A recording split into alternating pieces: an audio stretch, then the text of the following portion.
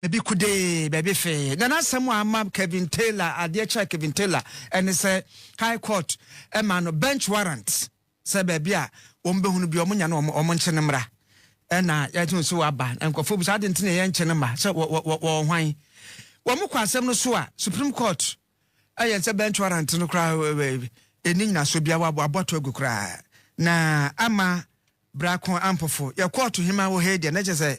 Mrekura ama kwaba afa mejo so asem no wonu se ko focus asem no na ansana na asemu David answer kra no ma menche ombra Facebook mehwe KevinTaylor nie Supreme ene anope Supreme Court KevinTaylor ne she nose mask ena ne lawyer dinage enti enye se ote baabi owo krom ha ene ono a ne ba Supreme Court onu nie let's say na nkwafo ka say wo sekure mu no na hande na edokre afa ena mi hu na make di say eye nokre because mi hu ne wo court no ena mi hu say ene na waba ama obese hache ene meje di obese hache me di ofa ene na mahu no ene na metimi adi adanse say KevinTaylor e wo krom a obetena Supreme Court ne ka ani a obe so ya tu ni nyina owie ya ne ya bie ka na ma na okwakotenem akoi and KevinTaylor of wo krom a wo share no smas wonya kodu ana ofa na mi ama kan nyama hwa wonya ofa da bi ofa nya ofa KevinTaylor mi no ya won check ofa yes COVID aba inti meje di say bia because enyo no nkwa ne shebi aha ofa enyo no nkwa ne shebi because KevinTaylor obi ani minim say ofa wanya COVID anas but enyo no nkwa ne shebi o ma na di na chi ba na bi enso shebi na bi nso shebi ne ama asa de hye no ya tete ho de ani bi wa enya de mu hatan yi we no tabu mi a wo hu se ho asa de hu ba lu se we che blue black one no ye yi kakra I'm up to you we ba sem so pa na dimi chire mu kakra on say nose mask no e mu ahoro ba ku bi ye frɛ no kanu ene bi na che ba ko sa kanu no ai kodro no de yi for pofo de ko say wa e bi na che no e bi na che and a normal way of a normal way ye de blue one na na do mu de ni bi ni eh no de ni bi fellow Ghanaians what time no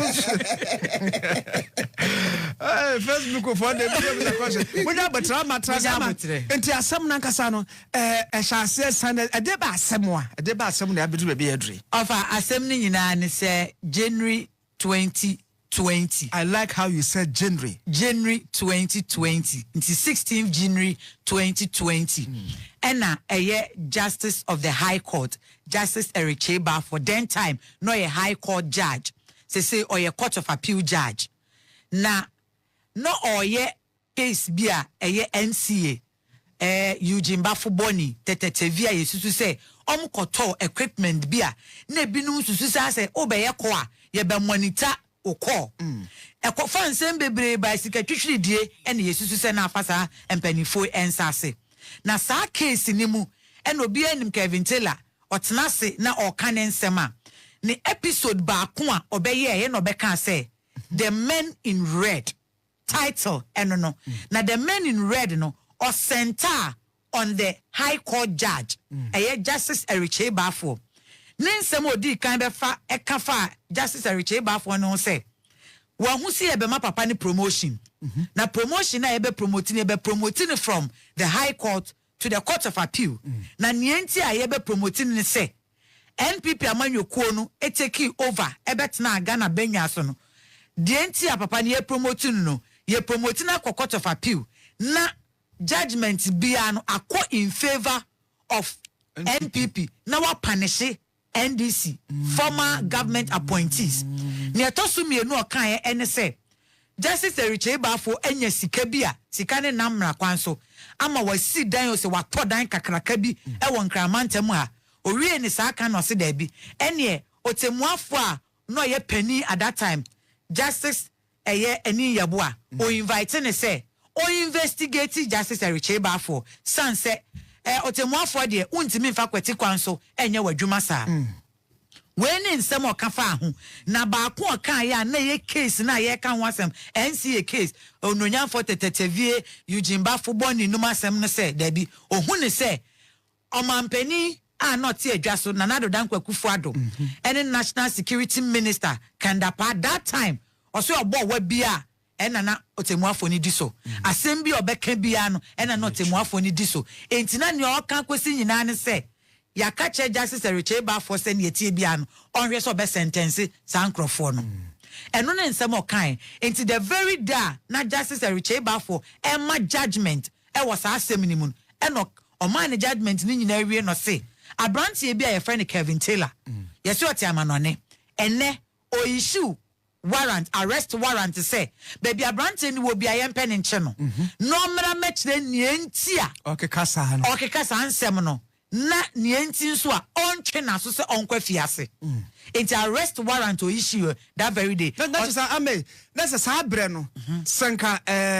o issue bench warrant no onyane kyerɛ nkɔdene betum onyane kye ne de a ɔfa na de obisa KevinTaylor ne sɛ sansɛm a wo kan ye ni nyina no kyerɛ me nienti a ɛnsɛ sɛ meka sɛ kwa fiase kɔda ho ɛno no enti ɔkeka sansɛm ne nyina wie ya otemuafo ne issue sa court warrant say yempe ne nche no abrante na ama enu achikro tena ase several times keka other videos bia ne ade after see ye be yes our story okeka ensem bebre na no na be of a be na watwe mienu nie ye hu se KevinTaylor a filing krata e wo high court no filing sankrata no high court no adekye ya hwerem e no sanko file another one e wo Supreme Court urging the Supreme Court say ono na dwin mu no ohun say High Court judge no man ne kwan say o meyi ne ho ano enti yen kwashi the whole decision. I see eno enene court ne fra asem no Supreme Court fra asem no na ye 5 panel members ne wie yen enipa 9 adwen akobankrom say ane ye gitum say High Court otemuafo Justice Richeba for ne warrant o issue say yenkopɛ KevinTaylor na yenche ne mfa ne mran omo se eni nyina so wow ba ko pɛ Justice Ernest Jawu wono de o se da bi ohun ne se judge no ewo nyina so na nka ese ye KevinTaylor de ne ba no be kyerɛ ne enti okeka asansɛm ne nyina no wie a wa kyerɛ court ne enti a ense se ye sentence ne to prison into otemuafo ba ko onkoa jina afaako ene 9 adwen ko benkrum enti ofa asat now the arrest warrant a ye issue tia KevinTaylor no yakwahye that decision no eni hobi na no na ye wie ye pie ba abonten ena na agya ye pese bra ka ye ne bra di nkomo bisa ne se ne na ohwehwe no eni se the nose mask ne hye na se wa kan so ohome fam no homia na ohome fam wa ankasa ne lawyer ene eni ni di nkomo kakra no kra be se maketua bi no mpese obekata tie di na chika che kakra ansa na okasa se ene ne wo ho a moma ye ntie se makakra bi a ne lawyer ne kasa bra ne nsamtwofo ye pese ene ni edi nkomo. We are happy to have that decision, and our client is now a free man. Yeah, the authorities are clear that when the decision is a nullity, it can be quashed anytime. So there's even the case of Cable Metal versus Barclays Bank, where the decision was quashed 9 years on. That is the decision of the court now. The lawyer said they're not more no. But one key thing, I mean, say Microphone bisa on Facebook say, I say aban sesa ye na akoye. Enya aso bebe se sia story nko 1K okay. Story nko na wo hwe message se gusu a ama bentimi enya sa me betimi kwa na nya bo bisu wo mo bebre ekwosen nya wo kan ya ntebia okay afa one key issue obi be bisa say aden na 16th January 2020 na KevinTaylor tena sia kwesi se aban for sign ene that was the same questioner Justice Amadou Tanko ebisa ne lawyer ne say what na sia because period anka wo kra no I spy nti aden e na wo back court at this time why now lawyer na no yi ode ma court ne se ne edi kan o se KevinTaylor now our out of the jurisdiction of this court no new maimuha 2 or see procedure na say nensa kan ye high court decision or say na nensa nka into ogina so cite other cases bi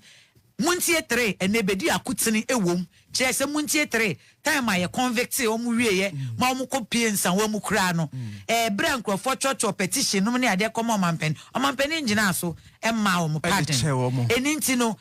wo mu set time no dia expire de nanso ye wo precedent ye wo cases ni bi wo ho a ebi asipen na saa nyina so no gina so a ene ogina so de kan sansem ne kire court ne se wo mu se time a ye de ma omu kura no expire nanso susu se ene omu ba enam kwampa so a omu betimi ediaba na one case society e muntie 3 edie no eno science society CI27 na ni nyina na ochese ewo emranima ye gina so ama ene KevinTaylor arrest warrant no ye issue edie finish so hu sa ma se wo ka no won kasa